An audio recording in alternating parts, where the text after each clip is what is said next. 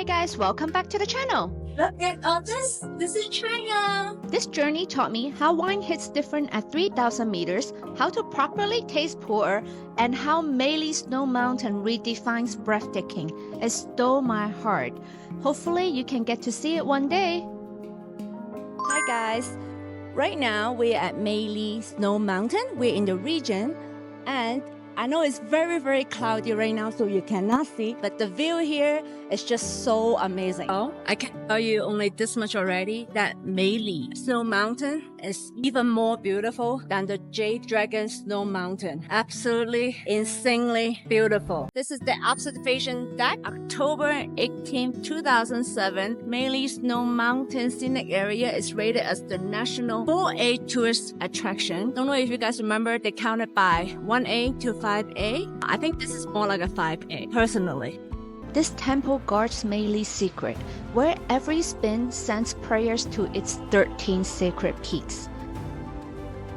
Meet the mountain China declared off limits. Mei's 13 peaks, crowned by the 6,740-meter Kawa-Gabu. In 1991, avalanches took the life of 17 climbers here, and after that, no one touches Kawa-Gabu again. But honestly, Tibetans didn't need the warning. They have believed for centuries that only God lived on these slopes. Picture, video, they don't do the true justice of how beautiful this place is. Those white towers are chortens, sacred Tibetan stupas filled with relics and prayers, aligned perfectly to channel blessings toward Mei's peaks. Pilgrims circle them clockwise, believing the mountain's divine energy flows through these spiritual monuments. And now it's time for dinner!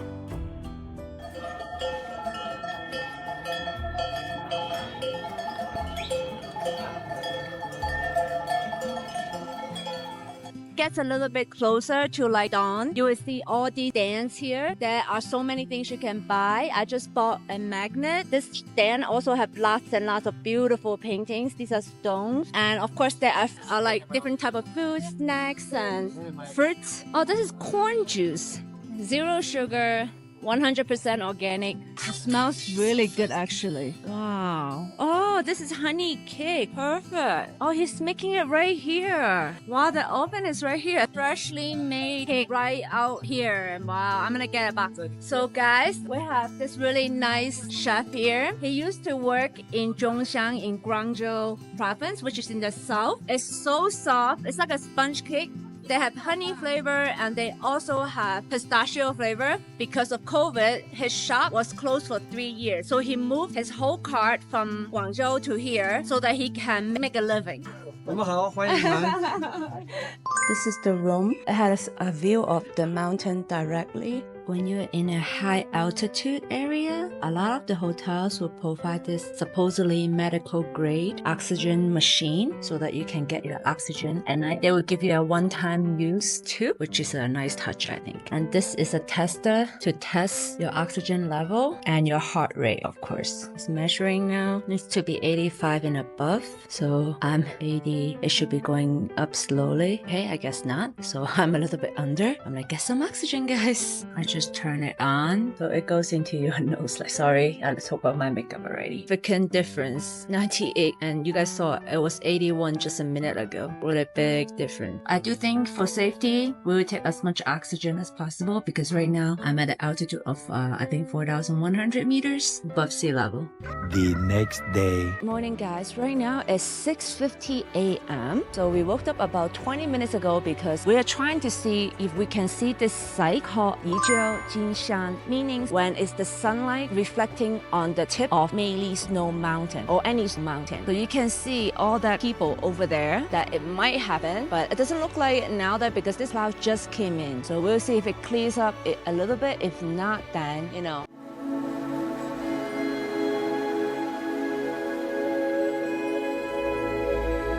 And we are are so lucky that we're able to see this. Like, what an amazing experience. For us, we think it's really worth it. This is about 4 hours away from Shangri-La, and Shangri-La is about 2.5-3 hours away from Lijiang. I highly recommend you to do at least 10 days. To be more relaxed, you can do 11 to be able to finish Shangri-La, Kunming, Dali, Lijiang, and also here. A few moments later. On our way back to Shangri-La, just a little bit 2 hours from Mei, we stopped at Jinsha Bay Lookout. It was such a scene, reminded me of Horseshoe Bend in Arizona. It was a lot more beautiful than I imagined. Guys, so I have mentioned that Yunnan is not only famous for tea and coffee now, they're also famous for red wine. I will be showing you guys what a winery is like in China in the Shangri-La region. LVMH bought a vineyard here. Of course, that is not open for the public to visit, but we will visit this one so that at least you guys can get an idea of what a vineyard is like in this region in China. As we are walking into the vaults, we can see that they have received many international recognitions. You must come here if you get a chance.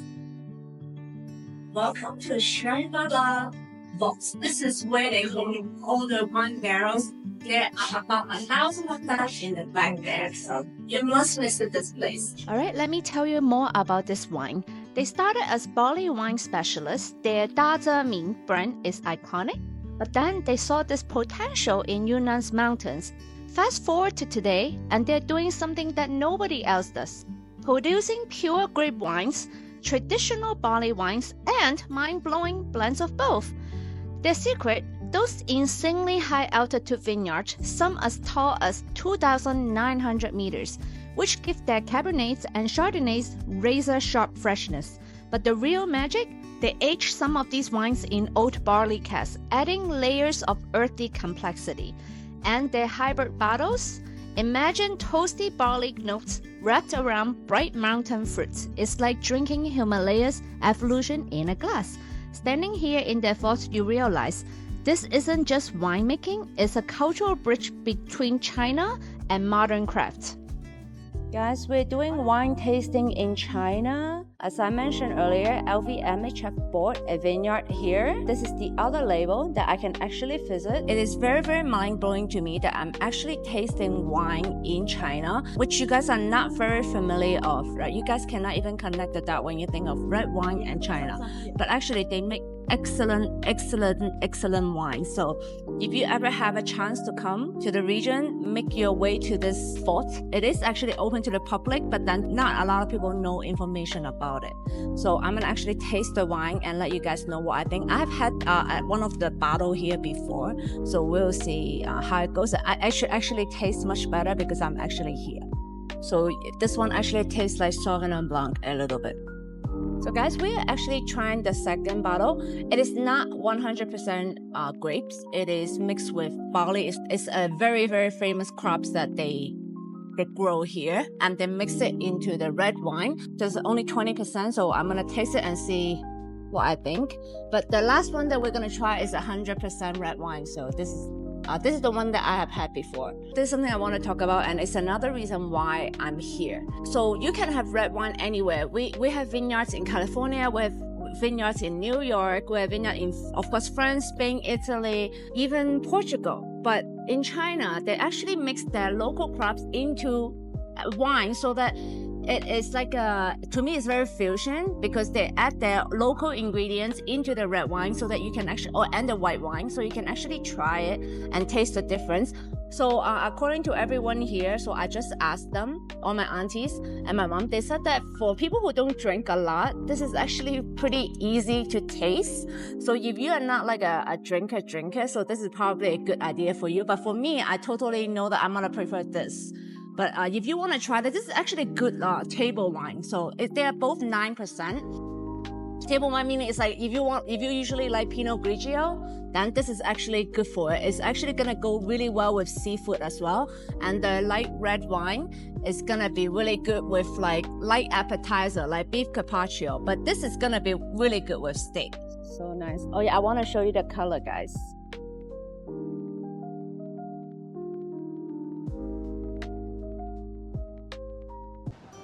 Alright guys, sorry for the interruption. Right now I am in Hong Kong. I've started to film my Hong Kong series, which is where I live. So there will be many insider tips. I'm right now in a local mall. For the locals, you will rarely see visitors here. There are lots of food stands and everything. So anyway, I just wanted to give you a quick update into what I will be launching in a little bit more than a week. My website will be live, so I will be having my own tour agency specifically for China right now, Hong Kong and Macau. But one thing I think I forgot to mention is that I can also help you arrange transfer. Like I just helped a bunch of people did that the past month, like from Hong Kong airport to China, like to Shenzhen or to Guangzhou or to Macau. It's very, very convenient to go from the Hong Kong airport. Or just if you just want to simply airport transfer in places like Beijing, Shanghai, it's very, very easy. So just email me if you are in need. And so I don't want to interrupt any further. Hopefully you guys will enjoy this episode of Mey Snow Mountain wine and tea tasting in Yunnan, because it was very mind-blowing for me to actually taste the wine in Shangri-La. Enjoy! In Yunnan, aside from coffee and wine I was mentioning, of course, everybody knows tea is so famous in China, especially Yunnan. It is one of the main industry and main business. Right now, we're going to try some tea and show you how they make the tea back then. Wow, just look at that. Teapot, stove. The tea culture in China is very famous. I don't even have to explain. Wow, look at these tea rooms that they have for the guests. It's so pretty. They give you peanuts to go along with the tea. Perfect. Alright, so let me tell you about this legendary Pu'er tea. The only tea in the world that gets better with age like fine wine. There are two types of Pu'er tea. This is the raw one, and this is the fermented one. So they are the most famous Chinese tea. This is only 200 something years old. And this is 900 something. This isn't your average tea. It's grown in the misty mountains of southern Yunnan. Pu'er comes in two styles: san, which means raw, wild, and ferments naturally over decades. Tastes like an alpine forest after rain. Very, very fresh. The other one is shou, pile fermented to mimic 20 years of aging in just months, usually at least 4 to 5 months. Think chocolatey, earthy, and smooth. Right now we're smelling on how the aroma is of the tea leaves. So she put some of the tea in there. So right now it's empty, but we are supposed to smell the aroma inside. And it's like really like honey. It smells like honey. Guys, this is how you're supposed to hold the teacup, because I always know I hold it wrong. Okay, you put your thumb here, and then you put this finger, the middle finger here to hold it, and like this. That's how you're supposed to hold it as a lady. It's a tip. Good pu'er leaves, they don't break apart when steeped. If they do, your tea is probably very low quality. There are 5 steps to get good tea. I'm going to list it out on the screen and the description box. This is the first round. You do not drink it. And the second round also, you also do not drink it. The first one is to wash it, the first rinse. The second rinse is to wake up the tea.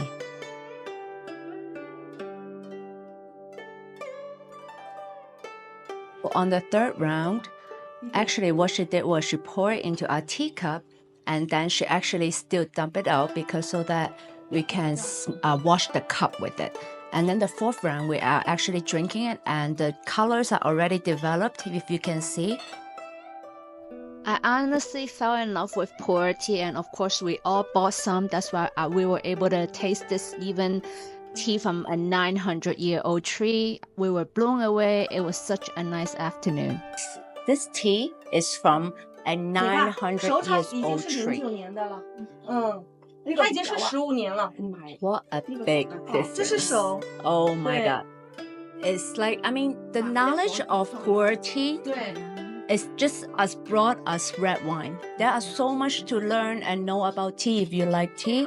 The tea culture in China are just crazy, especially pu'er tea, because this is the most famous Chinese tea. Wow, so good. One more thing. about the raw tea and the fermented tea. So basically the raw tea is without piling and without fermentation. Of course, the fermented tea is fermented at least 4 to 5 months here at the legit places though.